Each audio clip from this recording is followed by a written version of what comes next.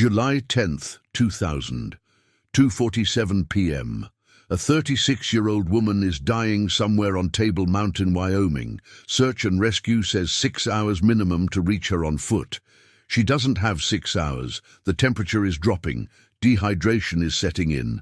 Then a 58-year-old man who wasn't even on duty hears the call.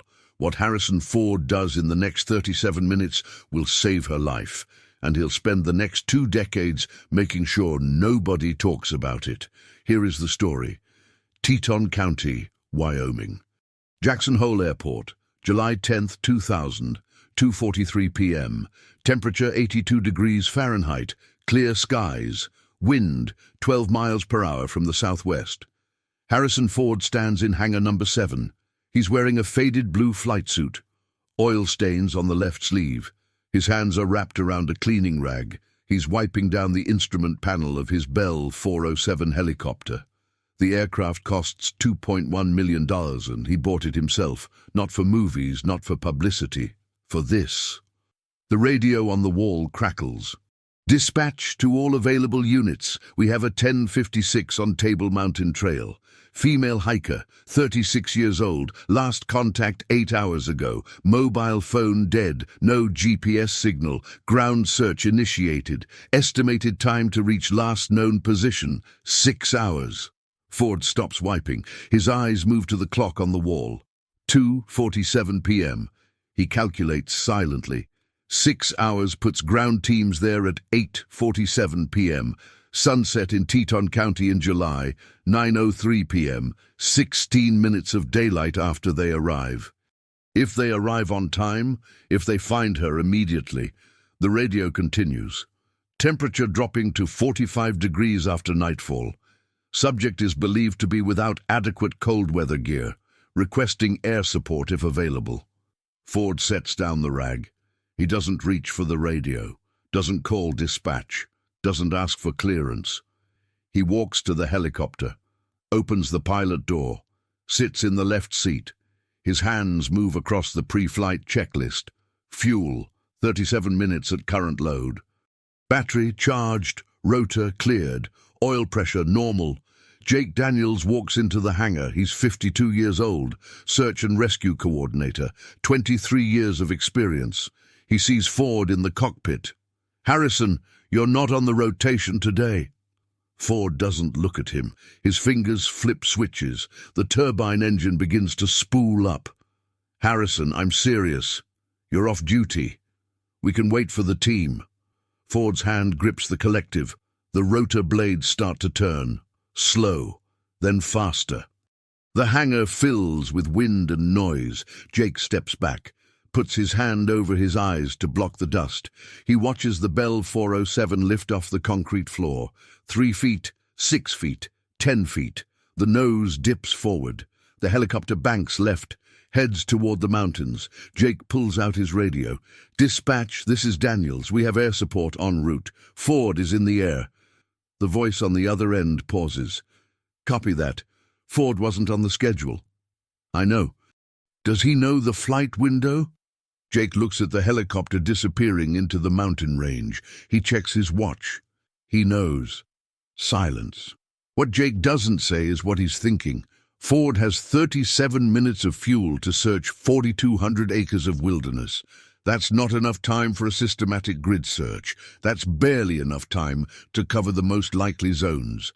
If Ford doesn't find her in the first pass, he'll have to return to refuel. That adds 40 minutes round trip.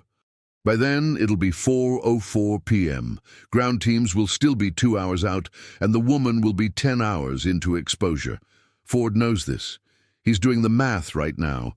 8,000 feet above sea level. Airspeed, 140 miles per hour. Distance to Table Mountain Trail, 23 miles. Flight time, 9 minutes, 51 seconds. The radio in his helmet crackles. "Ford, this is dispatch. We're sending you coordinates of her last known GPS ping, 8 hours old.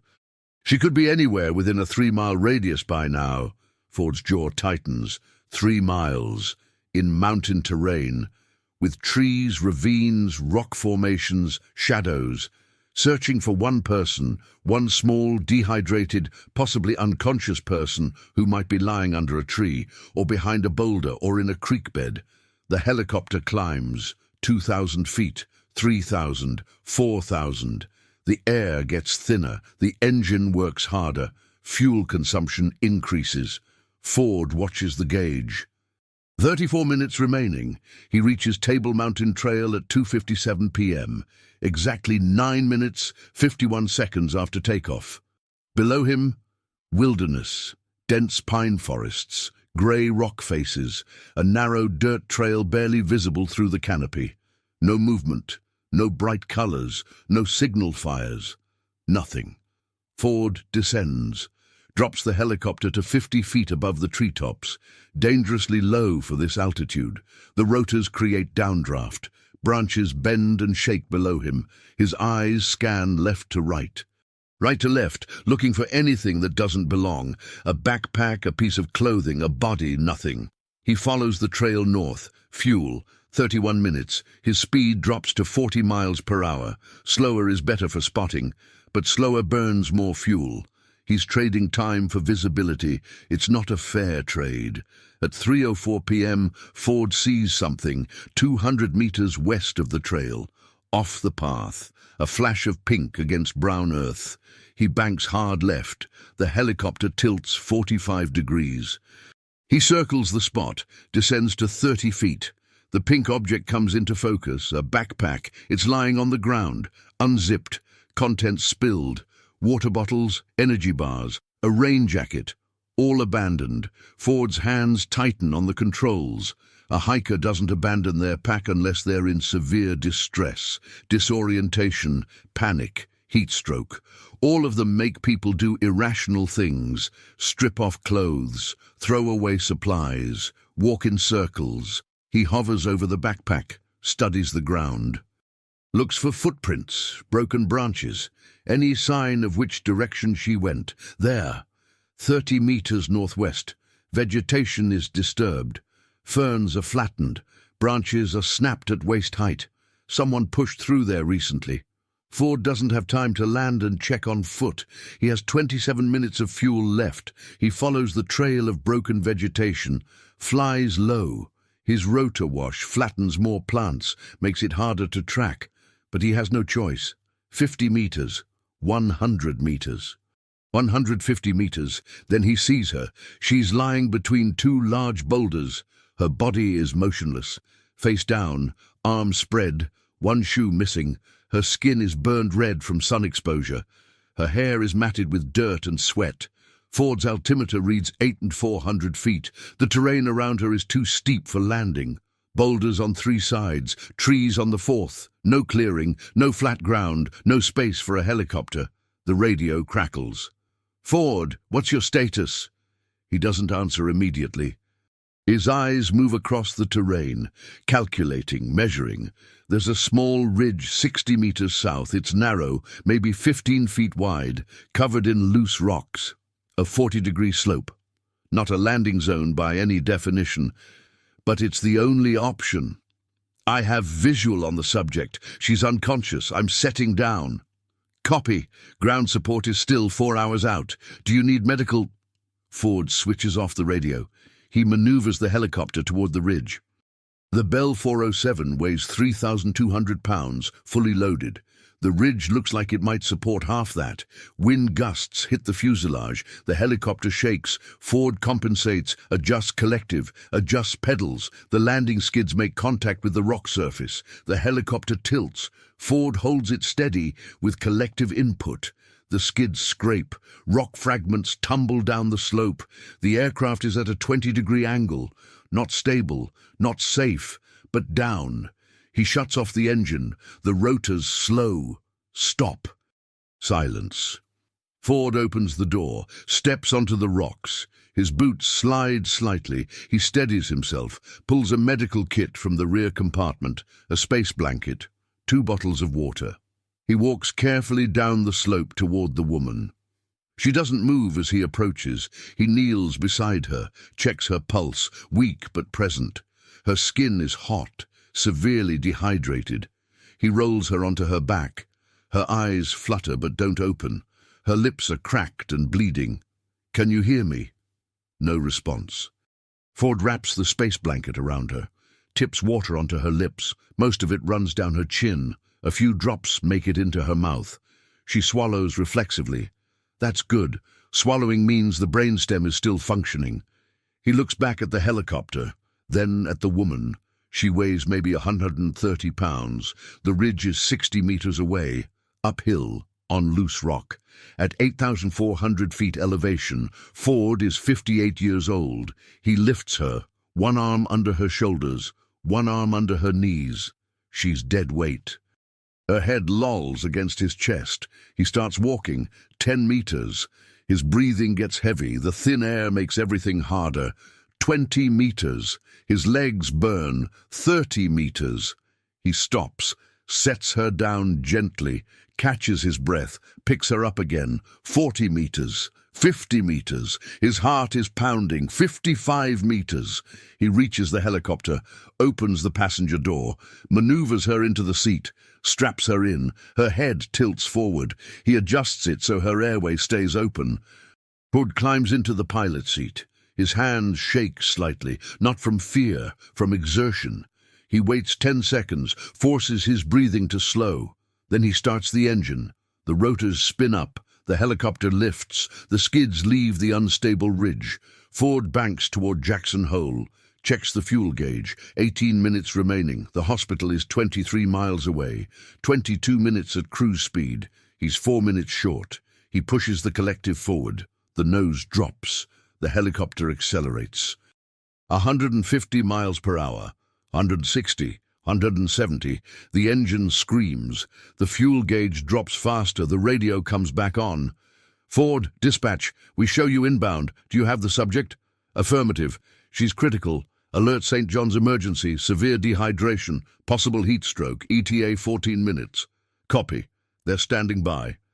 Ford glances at the woman. Her eyes are still closed, but her chest is rising and falling. That's all that matters right now.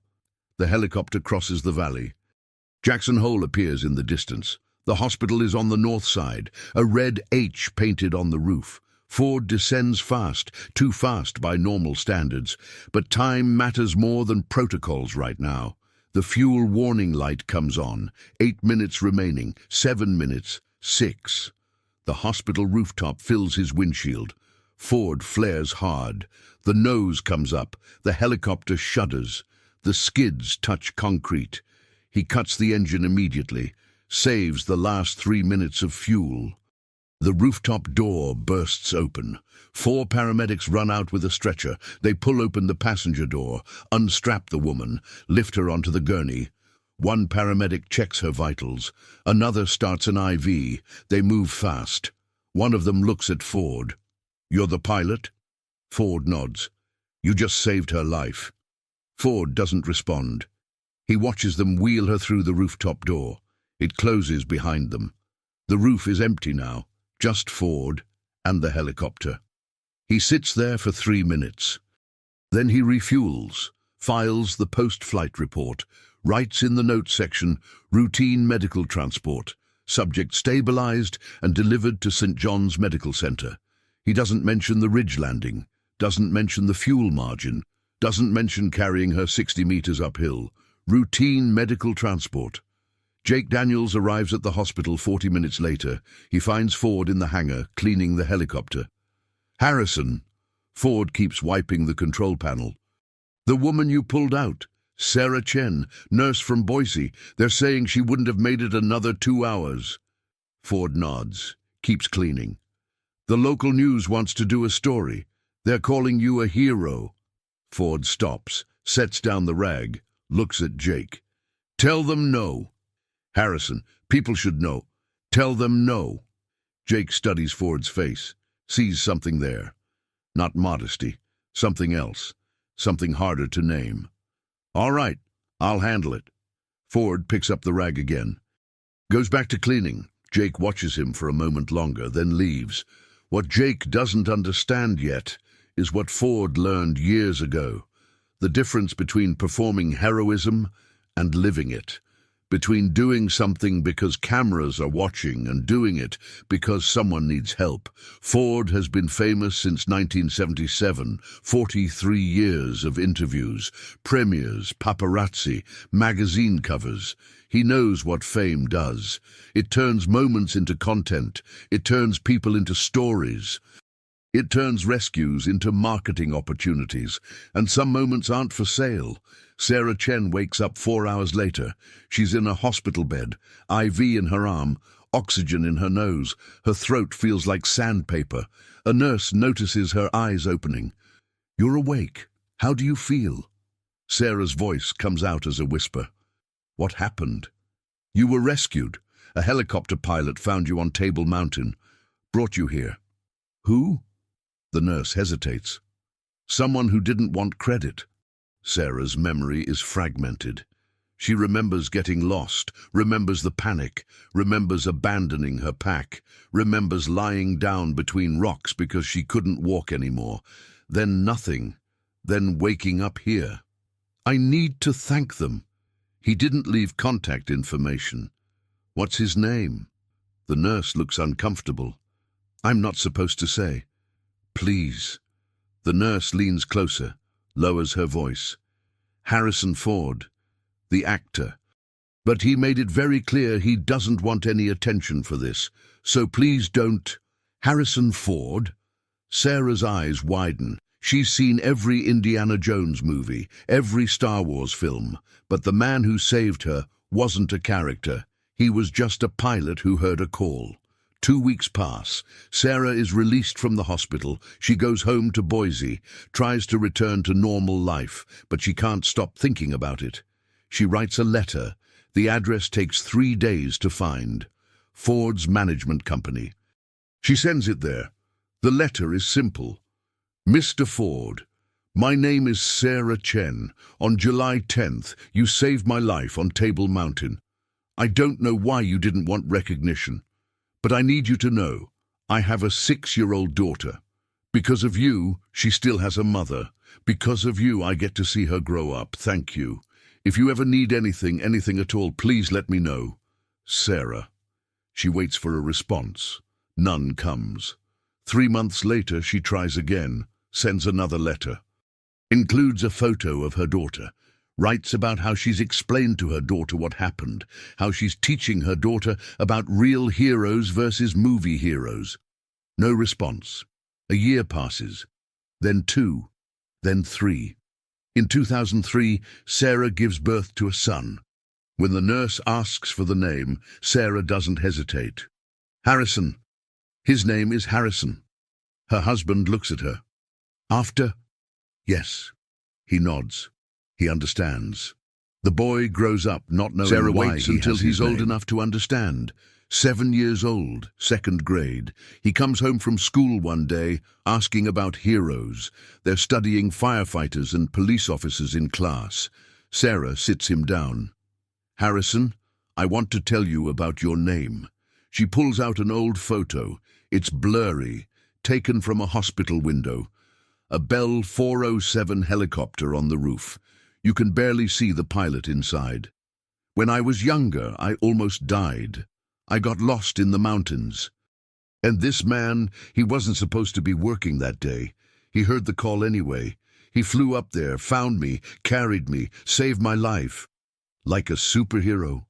Better than a superhero, because he was real, and he didn't want anyone to know about it. Why not? Sarah thinks about this, how to explain it to a 7-year-old, because some people do good things to be seen, and some people do good things because they're good. The second kind is rarer. That's the kind you're named after. Harrison, 7 years old, gap in his front teeth, looks at the photo. What's his name? Harrison Ford. Like Indiana Jones? Exactly like Indiana Jones, except the real version. The boy is quiet for a moment. Processing. Is that why you named me Harrison? Yes. Because he saved you? Because he saved me and then disappeared. Because he could have been on TV, could have been in magazines, could have made a big deal about it. But he didn't. He just went back to work. The boy nods slowly. He doesn't fully understand yet, but he will. Years pass. Harrison Chen grows up, turns 15, 16, 17. In 2020, he applies to colleges. On his application essay, he writes about his name, about the story his mother told him, about the difference between performing goodness and being good. He writes, "My name isn't just letters, it's a reminder that the most important things we do are often the things nobody sees, that heroism isn't about credit. It's about showing up." He gets accepted to his first choice, University of Wyoming. He decides to study emergency medicine. His mother cries when he tells her, "Why emergency medicine?" "Because someone showed up for you. I want to show up for other people." Meanwhile, Harrison Ford continues flying. In 2001, he rescues another lost hiker. In 2003, he assists in a search for a missing Boy Scout. In 2007, he helps locate a crashed plane.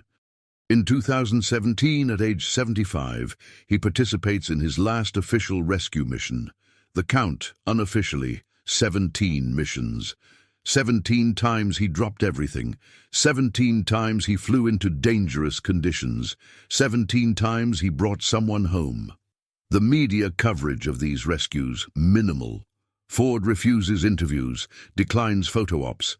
His publicist has a standard response. Mr. Ford prefers to keep his volunteer work private. But in 2018, something changes. A podcaster who focuses on aviation somehow gets Ford to agree to an interview. It's a small show, maybe 3,000 listeners. The podcaster asks about Ford's volunteer work. Ford, now 76 years old, finally explains. "Look, when you're on a movie set, there are 100 people watching. There are cameras, there are lights, there's a director saying, 'Cut,' if something goes wrong.